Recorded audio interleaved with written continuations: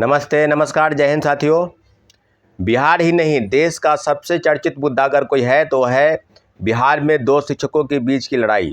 और ये जो वर्चस्व की लड़ाई है, ये जो वर्चस्व का होर है, छोटे मोटे लड़ाई झगड़ों से ऊपर उठकर आज सामाजिक, राजनीतिक और यूँ कहें कि शैक्षणिक वातावरण को ध्वस्त करने, उसको बर्बाद करने, या यूँ कहें कि एक चर्चा का विषय बिंदु जो है वो यही दोनों विषय बन गया है। वो है दो शिक्षकों की वर्चस्व की लड़ाई। पूरी तरीके से मैं आपको बता दूं कि एज ए स्टूडेंट लीडर पूरी जिम्मेवारी के साथ इन दोनों विचार विमर्श पर और तमाम ऐसे शैक्षणिक जगत के जो शिक्षक हैं उनको भी एक पहल करनी होगी कि जिस प्रकार से व्यवस्थाएं बतलाई जा रही है या बतलाई गई, कभी पोस्टर, कभी बैनर, और उसके बाद जिस प्रकार से घटनाक्रम हुई कि दो शिक्षक रोशन आनंद और खान सर, और रोशन आनंद की तरफ से जिस तरह की चीज़ें हुई, फिर आरोप लगा कि रोशन आनंद ने ही अपने साथियों के साथ भिजवाकर गार्ड को पिटवाया। फिर उसके बाद जो है कहानी बदली, फिर ये आरोप लगा कि फायरिंग हुई, जैसा कि आपने देखा होगा और बखूबी आप जानते हैं कि खान सर बोल रहे थे कि फायरिंग हुई है। उसके बाद खान सर अगले ही दिन अपने बातों से पलट गए, उन्होंने कहा कि फायरिंग नहीं हुई है, हमने हड़बड़ा कर बयान दिया, मुझे जानकारी नहीं थी। लेकिन एक वीडियो जो है, एक सोशल मीडिया पर एक वीडियो वायरल हुआ, उस वीडियो वायरल होने से ये बात बिल्कुल प्रमाणित हो गई कि छोटे मोटे झगड़े ही नहीं, अब जिस प्रकार से फायरिंग की गई, हवाई फायरिंग की गई, उस फायरिंग के बाद से उल्टे खान सर के ऊपर आरोप लगा। साथियों, आप जानते हैं कि रोशन आनंद की गिरफ्तारी हो चुकी है और खान सर के ऊपर गिरफ्तारी की तलवार लटक चुकी है, इसलिए कि उनके गार्ड द्वारा ये बयान दिया गया, पुलिसिया बयान, कि खान सर के कहने पर ही हमने फायरिंग की है। अब इस तरह की चीज़ों पर बिल्कुल विचार विमर्श करना होगा सरकार को, प्रशासन को। और जिस प्रकार से एफआईआर लॉन्च हुआ उसमें बाकायदा खान सर का बाय नेम एफआईआर दर्ज है, तो मुझे लगता है कि आज न कल खान सर को पुलिस अरेस्ट करेगी या कोर्ट में सरेंडर करे या किसी भी प्रकार से कानूनी सहायता ले, यानी एन केन प्रकरण खान सर को जेल में जाना होगा। अब आप समझिए चीज़ों को कि ये जो लड़ाई है, जिस प्रकार से खेल चल रहा है, इस खेल के पीछे वजह है बड़े पैमाने पर अकूत संपत्ति जमा करना, बड़े पैमाने पर लोगों को, खासकर ऐसे लोग जो गरीब किसान मजदूर के बच्चे और काफ़ी कम पैसा देकर वो चाहते हैं कि ऐसे शिक्षक शैक्षणिक संस्थानों से जुड़े, उनको कहीं ना कहीं बरगला कर कभी मोटरसाइकिल देंगे, कभी बुलेट देंगे, कभी थार देंगे, कभी टॉपर खरीद रहा है, कभी कोई बैच कोर्स के नाम पर तरह तरह के प्रोपेगेंडा या मार्केटिंग करके अपने अपने आप को आगे सिद्ध करने का प्रयास कर रहा है।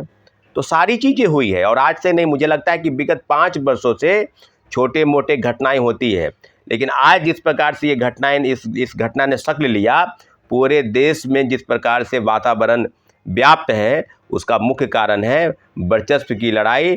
और ये वर्चस्व की लड़ाई ही नहीं, आपको बता दें कि जिस प्रकार से सरकार के तरफ से बार बार कहा जाता है कि पेपर लीक, धांधली सेटिंग में कई शिक्षकों का भी नाम आया है, तो शिक्षक कौन है इसकी भी जांच होनी चाहिए।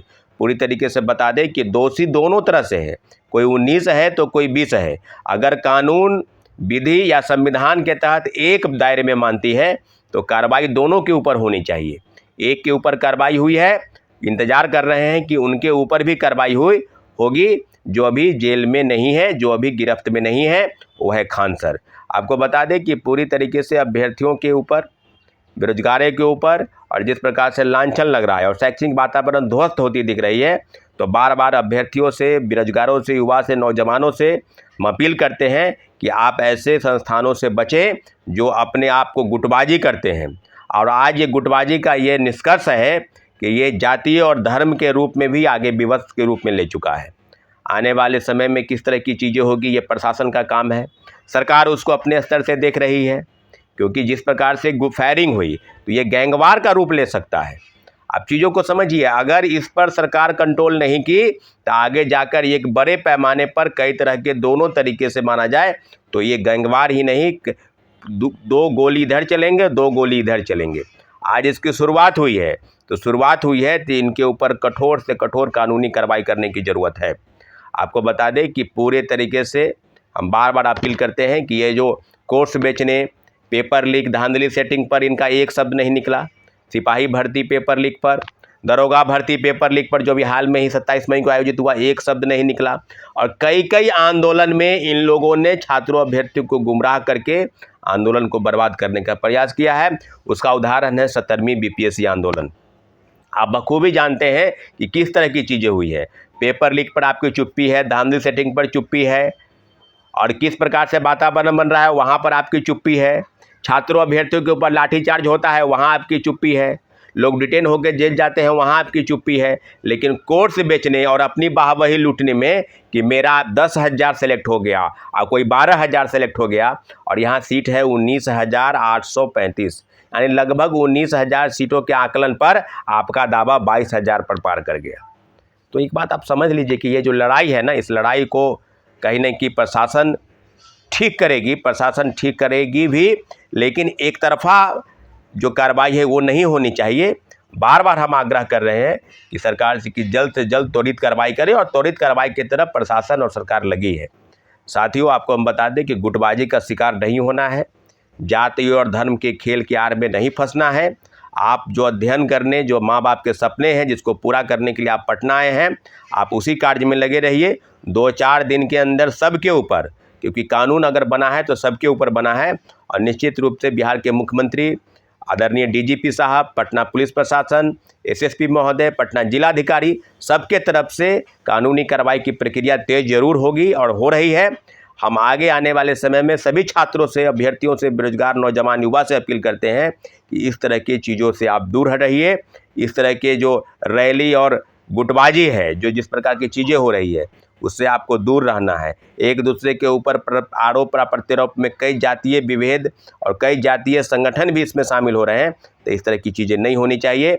आपसे बार बार आग्रह है कि सरकार रोशन आनंद को अगर जेल भेजी है तो निश्चित रूप से खान सर को भी जरूर जेल भेजेगी। हम पूरी तरीके से प्रशासन के साथ है, प्रशासन से आग्रह कर रहे हैं कि जल्द से जल्द इन दोनों के ऊपर कानूनी कार्रवाई की जाए। बहुत बहुत धन्यवाद।